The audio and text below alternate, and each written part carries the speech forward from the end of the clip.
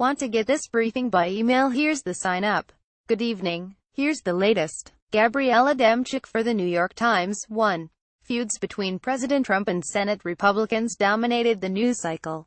Senator Jeff Flake of Arizona, who has tangled with the president before, gave an extraordinary speech on the Senate floor in which he strongly criticized the coarseness of our leadership. He announced that he would not run for re-election next year, throwing into question whether Republicans can retain his seat, and with it their Senate majority. We must stop pretending the degradation of politics and the conduct of some in our executive branch are normal.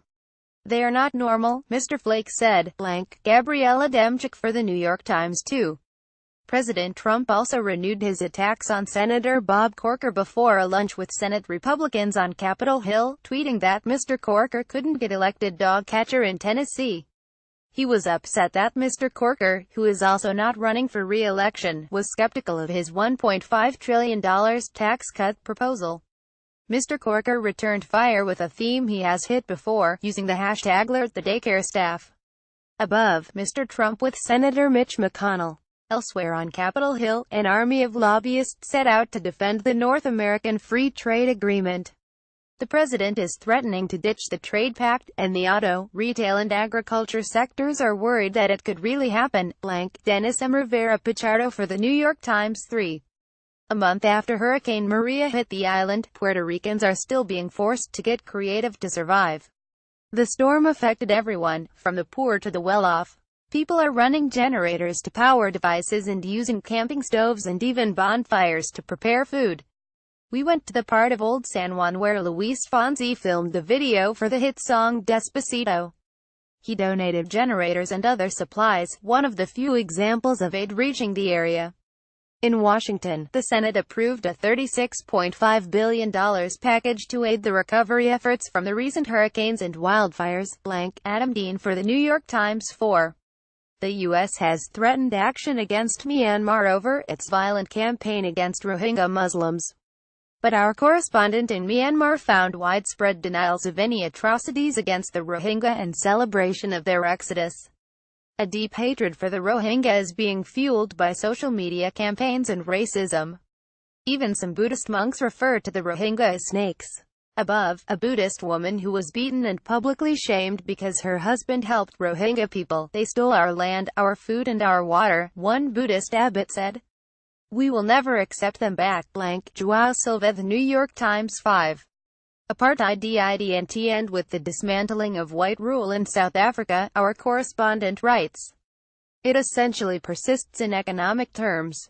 That reality is palpable, our correspondent writes, as turmoil seizes the country. Enraged protesters are demanding the president's ouster over high-level corruption, and the economy is in a dire recession. The patterns of enrichment and impoverishment are still the same, said one national radio host. Above, commuters in Soweto. Massimo Baruti for the New York Times. 6. Climate change is turning olive oil production into an increasingly risky business in the Mediterranean. Harvests have been bad 3 of the last 5 years, subject to weather-related shocks. And with growing demand, wholesale prices have gone up. Now some producers are turning to California, Australia and New Zealand. Spencer Platt, Getty Images. 7. Speaking of weather, forget pumpkin spice. There's a new buzzword for this season: autumn. Temperatures have scraped the high 70s across much of the U.S. this month, including in the Great Plains and Great Lakes regions and up and down the East Coast. In New York City on Saturday, the high was 78 degrees. Above, a recent scene from the Brooklyn waterfront. It's enough to make one, or at least one's editors, wonder whether Vivaldi needs to write a new concerto. Jane Kaminwan says at Today Sports, via Reuters. 8. The 113th World Series, which starts tonight between the Los Angeles Dodgers 10,458 and the Houston Astros 10,161, will be the first matchup of 100 victory teams in nearly 50 years. In other words, greatness will be out in force. We'll have live coverage here.